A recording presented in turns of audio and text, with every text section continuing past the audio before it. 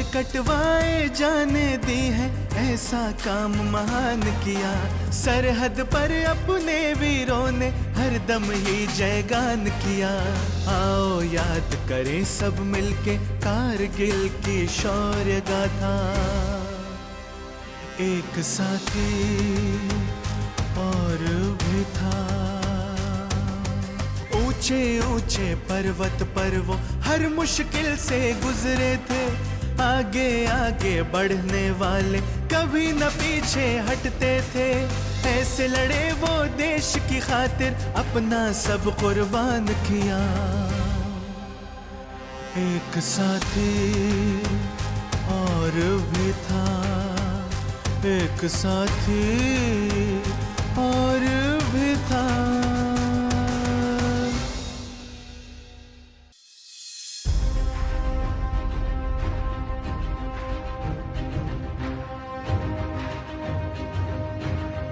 जय हिंद। नमस्कार, मैं श्रेयस तलपदे। कारगिल की शौर्य गाथा एक साथी और भी था, इस शो में आप सभी का स्वागत करता हूं।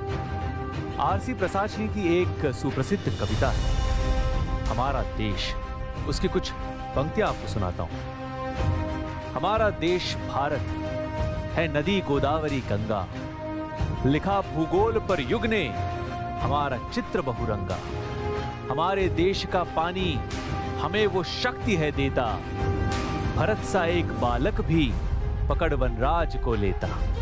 सिकंदर विश्व विजयी की जहां तलवार टूटी थी, जहां चंगेज की खूनी रंगी तकदीर फूटी थी।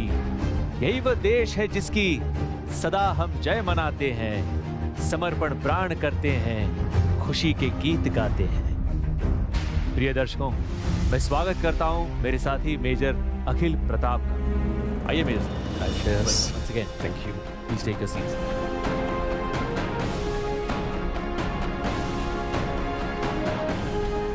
मेजर साहब ने जम्मू और कश्मीर में फौज में रहकर देश की सेवा की है और कारगिल की धरती से जुड़े रहे हैं। आपका स्वागत है। इससे पहले कि हम आगे की बातें करें, उससे पहले देखते हैं एक छोटी सी एवी।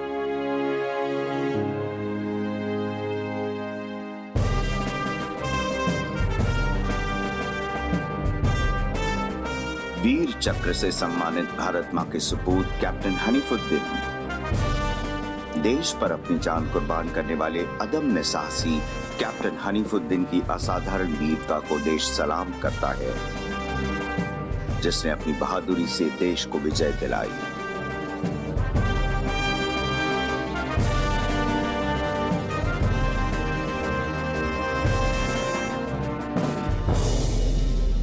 इस देश के लिए प्राण न्यौछावर करने वाले वीरों की महान गाथा कारगिल के युद्ध के रूप में हमारे सामने है। मैं मेजर अखिल प्रताप से आग्रह करता हूं कि वे कारगिल युद्ध के आज के हीरो के बारे में हमें बताएं। मुझे अशफाक उल्लाह खां की कुछ पंक्तियां याद आ रही हैं श्रेयस।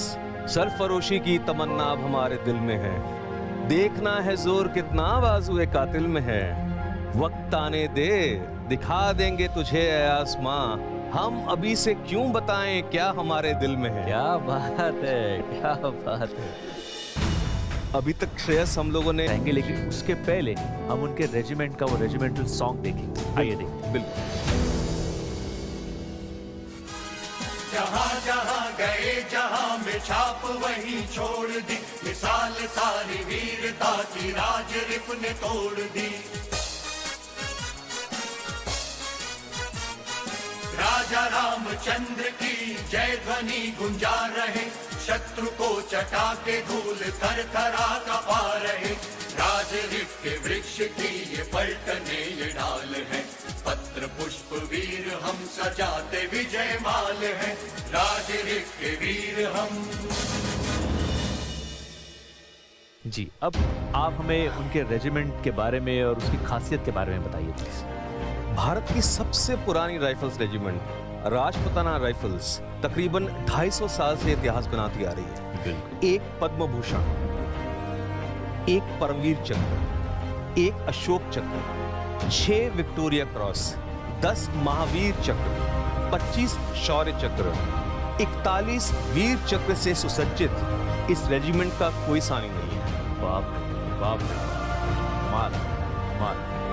गीतकार शैलेंद्र जी का एक गीत है, तू जिंदा है तो जिंदगी की जीत में यकीन कर। वाह। अगर कहीं है स्वर्ग तो उतार ला जमीन पर। सुबह और शाम के रंगे हुए गगन को चूम कर, तू सुन जमीन गा रही है कब से झूम झूम कर। तू आ मेरा सिंगार कर, तू आ मुझे हसीन कर। अगर कहीं है स्वर्ग तो उतार ला जमीन पर। सेना के वीर अपने बलिदान द्वारा धरती का सिंगार करते हैं। मेजर साहब, कितना गर्व होता है ये जानकर कि राजपूताना राइफल्स का इतिहास 250 साल पुराना है। ये बताइए कि कारगिल युद्ध में कैप्टन हनीफुद्दीन का मिशन क्या था? One of the most toughest missions of this battle, this say conflict, Kargil conflict. 6 जून 1999 तुर्तुक की बर्फ में छुपे दुश्मन की खोज में ये जाबाज अफसर अपने एक जूनियर अफसर और 3 जवानों सहित बढ़ चला। शक्करपारे और खजूर जेबों में भर दी। बस उतना ही? जी, उतना ही। उसके दिमाग में ना ईद पर घर जाने का ख्याल था और ना ही आने वाली अपनी 25वीं बर्थडे का। उसकी आंखें दुश्मन की तलाश में थीं और मकसद एक, राष्ट्रपति से फौज का कमीशन ग्रहण किए हुए कल उसे 2 साल हो जाएंगे। वो बड़ी शिद्दत से चाहता था कि उस दिन यानी 7 जून को वो अपना मिशन पूरा करके लौटे और अपनी पलटन के साथ अपनी सालगिरह मनाए। बस इतना सा ख्वाब था। हेमा अजीज और उनके दोनों बेटों को नहीं पता था कि जब वे दिल्ली की चुभती गर्मी से लड़ रहे थे तब उनका बेटा और भाई खून जमा देने वाली ठंड से लड़ रहा होगा। हेमा अजीज, हेमा और अजीज, नाम सुन के क्या याद आया आप सबको? हिंदू और या मुसलमान? बिल्कुल, हाँ। मुझे तो बस सिर्फ हिंदुस्तान याद आया। ठीक है, ये बिल्कुल एक फौजी ही ऐसे सोच सकता है। आइए देखते हैं एक छोटी सी बाइट। ये जो युद्ध था ये अपना एक अलग ही किस्म का युद्ध था। एक तो आज तक इनहॉस्पिटेबल इलाके में जैसी बर्फ़ पड़ती है, टेम्परेचर -30 डिग्रीज 40 डिग्रीज होते हैं, हमने कभी लड़ाई इतनी 17, 18, 19,000 फीट के ऊपर नहीं करी थी। तो हमारे जो यंग ऑफिसर्स थे, जो हमारे जवान थे, JCO साहब थे, उन्होंने खूब अपना जोश, मेहनत, डिटर्मिनेशन, ब्रेवरी के साथ अपनी टास्क को पूरा किया। यही सरप्राइज पे हमने जाके विक्ट्री हासिल की। कहीं मत जाइएगा, हम लौटेंगे एक छोटे से कमर्शियल ब्रेक के बाद। एक साथी और भी था। सुप्रसिद्ध गीतकार नीरज जी का एक गीत है, कफन बढ़ा तो किस लिए, नजर तो डबडबा गई, सिंगार क्यों सहम गया, बहार क्यों लजा गई। न जन्म कुछ न मृत्यु कुछ, बस इतनी ही तो बात है, किसी की आंख खुल गई, किसी को नींद आ गई।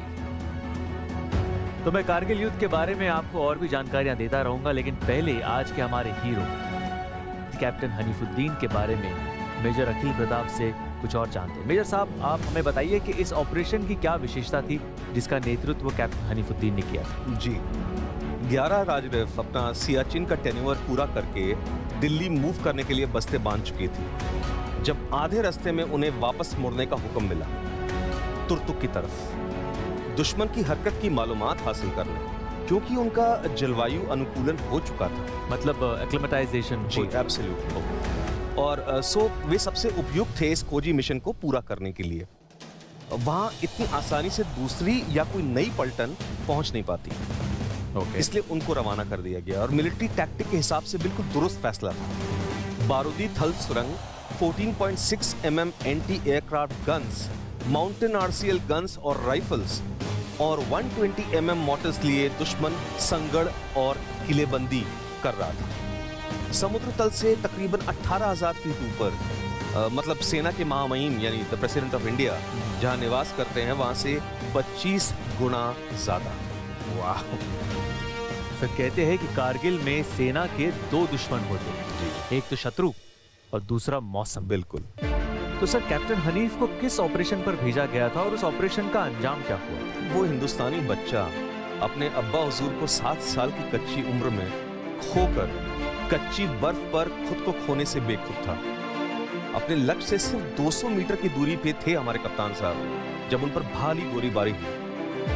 उनका मिशन दुश्मनों की खोज था और वो पूरा करने के लिए उनके दस्ते में से एक का बच निकलना बेहद जरूरी था। उस वक्त उनका लड़ना जरूरी नहीं था, निकलना जरूरी था, बिकॉज ये खोजी मिशन था।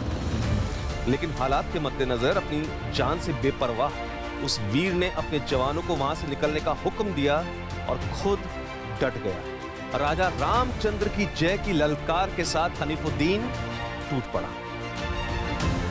बस जरा सा ही आगे बढ़े होंगे वे लोग कि बर्फबारी और बूंदाबांदी शुरू हुई। उपकरण, सामग्री और हथियारों के बोझ तले दबे और सर मुड़ाते ही ओले पड़ गए। वास्तविकता में, इन रियलिटी, कैप्टन और उनके जवानों को खूनी पेचिश ने अंदरूनी तौर से तोड़ रखा था। I'll tell you why it happens. व्याकुलता, भूख, प्यास और नींद के अभाव में ऐसा होता है when you are in that area. Okay. दिनों तलक न खाना न पानी और बर्फ और चट्टाने तोड़ के पानी पियो तो दूना खतरा। और दुश्मन को भनक पड़ जाए और बमबारी बारूद से बर्फ में जमा केमिकल कॉर्डाइट का जहर आपके अंदर फैल जाता है। तो इधर कुआं है और उधर खाई। अरे बाप रे बाप जी।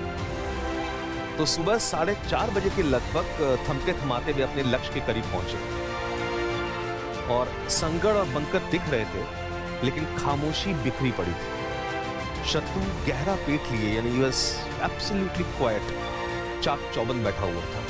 झांका तो एकदम से गोलियों की बौछार आई और चला युद्ध। बस इसी सिलसिले में देखते एक छोटी सी कारगिल की एक बहुत बड़ी इम्पोर्टेंस और अहमियत है, और वो इम्पोर्टेंस ये है कि 1971 के बाद ये एक ही ऐसी ऑपरेशन है जिसको हम वॉर का दर्जा दे सकते हैं, डायरेक्टली वॉर का दर्जा दे सकते हैं। और इस ऑपरेशन में, जैसे सब जानते हैं, इंडियन आर्मी के ऑफिसर्स और जवानों ने बहुत ज़्यादा ब्रेवरी दिखाई थी और दुश्मन को हमारे इलाके से बाहर निकाला था।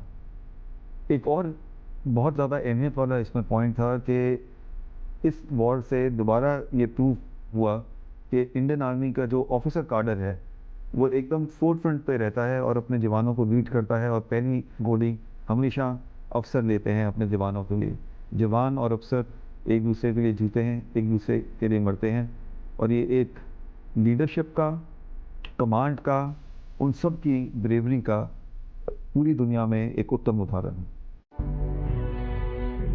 मतलब मेजर साहब, हम लोग तो सोच भी नहीं सकते कि आप लोग किन हालातों से गुजरते होंगे जब युद्ध की बारी आती है और जब ये सब करना पड़ता है। और अभी जो आपने बताया कि बर्फ के पानी में अगर वो बारूद मिला हुआ हो जी, तो वो भी आपके लिए खतरा है। मतलब कितने खतरे और कितने खतरों का सामना करेंगे आप। It's just amazing how you guys operate over there. Anyways major साहब, देश पर कुर्बान होने का मौका हर सिपाही के नसीब में नहीं होता, लेकिन आप कैप्टन हनीफ के सर्वोच्च बलिदान के बारे में हमें बताइए कि किस तरह उन्होंने अपने जीवन को भारत माता पर न्यौछावर कर दिया और असाधारण वीरता का प्रदर्शन दिया। अपना मिशन पूरा करके जैसे वो मुड़े, भारी गोलीबारी से उनका स्वागत किया गया दोबारा, और रॉकेट प्रोपेल्ड ग्रेनेड्स यानी आरपीजी के छर्रे कैप्टन हनीफुद्दीन को खून से लथपथ कर गए। पर वो बहादुर तब तक लड़ा जब तक उसकी जान और जवान नहीं निकल गए। अपना ख्वाब अपने साथ लिए वो चला गया। हमारा हीरो, हमारा स्टार तारा बन गया। वो ऊपर वीर भोग्य वसुंधरा, यही कहती है राजपुताना राइफल्स, और यही हुआ। 46 दिन बाद 46 डेज लेटर उसका पार्थिव शरीर उसकी मां की गोद में पहुंचा। या तो इंडियन आर्मी युद्ध के चलते उसे वहां से निकाल नहीं पाई, या यूं कहें कि वो वीर अपनी जमीन छोड़ना ही नहीं चाहता था। That is such a nice way of looking at it कि वो वीर अपनी जमीन छोड़ना ही नहीं चाहता। जी बिल्कुल। आइए देखते एक छोटी सी ये भी इसी सिलसिले में। जो भारतीय सेना है जिस तरीके से काम करते हैं, जहाँ जहाँ जैसे जगह तैनात होते हैं, यहाँ आप और हम नहीं जा सकते। या इसीलिए जो ये काम करते हैं, हमको ये समझना है कि उनके काम के लिए हम रोज़ आराम से जी सकते हैं इस देश में, क्योंकि हमको पता है कि वो लोग हमारी रक्षा कर रहे हैं, हमारे सुरक्षा के प्रति ध्यान दे रहे हैं। इसीलिए क्या होता है कि इसीलिए हम उनको टेक फॉर ग्रांटेड भी कर लेते हैं, क्योंकि जो हमेशा आपके साथ रहता है आप उनको अनदेखा भी कर लेते हैं कभी कभी। तो मुझे लगता है कि ये जो हमारी सेना है, और स्पेशली पिछले कुछ सालों से जो इनके प्रति जो भावनाएं उठाई जा रही हैं, जो चीज़ें बताई जा रही हैं, ये सब हम सामने ला के बताएं कि जैसे काम ये करते हैं, जो हम शहर में देखते हैं वो एक्चुअली सेना नहीं है। सेना वो है जो हमारी बॉर्डर्स पे तैनात है, उन एरियाज़ में तैनात हैं जैसे इंसर्जेंट डिस्ट्रिक्ट में जहाँ कोई नहीं जाना चाहता है। तो मेरे ख्याल से ये जो भाव, ये जो सेंटिमेंट्स जो है, ये सबको हमको बताना चाहिए और सबको अंडरस्टैंड करना चाहिए कि ये जो काम करते हैं हम सब नहीं कर पाएंगे। हम बस अभी 2 मिनट में लौटते हैं एक छोटे से कमर्शियल ब्रेक के बाद। कहीं मत जाइए प्लीज। एक साथी और भी था। शकील बदायूनी जी के इस गीत की कुछ पंक्तियां मुझे बस याद आ रही है। अपनी आजादी को हम हरगिज मिटा सकते नहीं, सर कटा सकते हैं लेकिन सर झुका सकते नहीं। हम वतन के नौजवान हैं, हमसे जो टकराएगा वो हमारी ठोकरों से खाक में मिल जाएगा। वक्त के तूफान में बह जाएंगे जुल्मों सितम, आसमां पर ये तिरंगा उम्र भर लहराएगा। इस अद्भुत पराक्रम के लिए कैप्टन हनीफुद्दीन को वीर चक्र प्रदान किया गया। अब हम आपको ले चलते हैं कैप्टन हनीफ के परिवार के पास। आइए।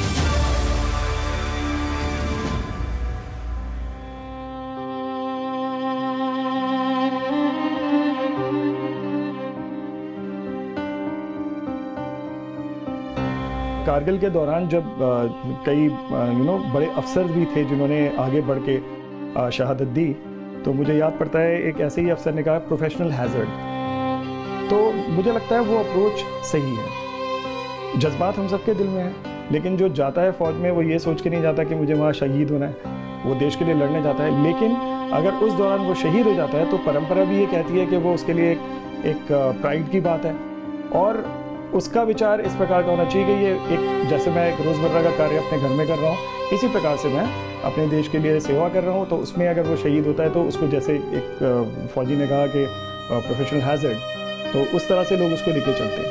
तो ये फौजी की तरफ से जो बात है वो जो हनीफ का भी इस तरह का ही एटीट्यूड था अपने जॉब की तरफ। हमारे लिए थोड़ा सा डिफरेंट हो जाता है क्योंकि हम परिवार हैं, तो हर माँ को अपना बच्चा प्यारा होता है, हर भाई को अपना भाई प्यारा होता है। तो हमारे लिए वो इमोशनल एंगल हमेशा उसमें रहेगा। तो वो व्यक्त करना उतना आसान नहीं है, शब्दों में व्यक्त करना आसान नहीं है। आज हमारी आंखें नम हैं। जो शहीद हुए हैं उनकी जरा याद करो कुर्बानी। तो मेजर साहब, उस ऑपरेशन के पश्चात क्या हुआ? देखिए, वहां पर एक सब सेक्टर है। कभी आप वहां जाएं तो याद रखें कि वो स्थान जहां कैप्टन हनीफुद्दीन ने अपनी कुर्बानी दी थी, वो सब सेक्टर हनीफ के नाम से जाना जाता है। ओ जी, वही हनीफ जो एक जमाने में दिल्ली के शिवाजी कॉलेज का मिस्टर शिवाजी था। मिस्टर शिवाजी जी। भारत सरकार ने कैप्टन हनीफुद्दीन के बलिदान को सम्मानित करते हुए उन्हें वीर चक्र से नवाजा। उनकी मां की इज्जत अफजाई के लिए मुआवजा भी दिया। पेट्रोल पंप या गैस स्टेशन, ये फैसला उन पर छोड़ दिया। लेकिन उस मां ने वीर चक्र छोड़कर कुछ भी लेने से इनकार कर दिया। उन्होंने कहा कि ये जरूरतमंद जवानों के परिवारों को दीजिए जिन्होंने अपने बाप, भाई, पति और बच्चे खो दिए। मेरे पास मेरे 2 बच्चे और हैं। कमाल। कभी कभार सोचता हूं कि इनका कद हमसे कितना ऊंचा है, तुरतुक के उस ऊंचाई से भी ऊंचा, जिस पर उस परिवार के बच्चे ने अपनी जान कुर्बान कर दी। मजहब नहीं सिखाता आपस में बैर रखना, हिंदी है हम, वतन है हिंदुस्तान हमारा।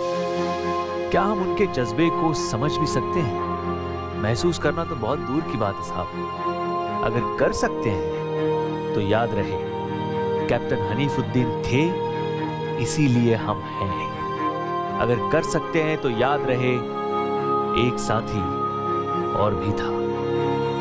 धन्यवाद मेजर अखिल प्रताप, आपने हमें कैप्टन हनीफुद्दीन के जीवन और अद्भुत बलिदान के बारे में बताया और उनके बलिदान से भारतीय सेना की मजबूत स्थिति के बारे में भी, कि कैसे उनके बलिदान से कारगिल की लड़ाई जीतने में सहायता मिली। आइए बस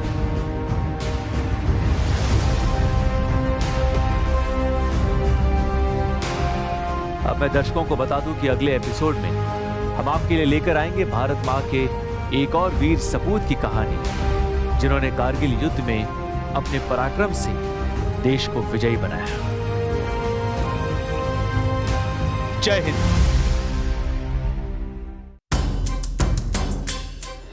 सर कटवाए जाने दी है, ऐसा काम महान किया। सरहद पर अपने वीरों ने हरदम ही जयगान किया। आओ याद करें सब मिलके कारगिल की शौर्य गाथा। एक साथी और भी था। ऊंचे ऊंचे पर्वत पर वो हर मुश्किल से गुजरे थे। आगे आगे बढ़ने वाले कभी न पीछे हटते थे। ऐसे लड़े वो देश की खातिर, अपना सब कुर्बान किया। एक साथी और भी था।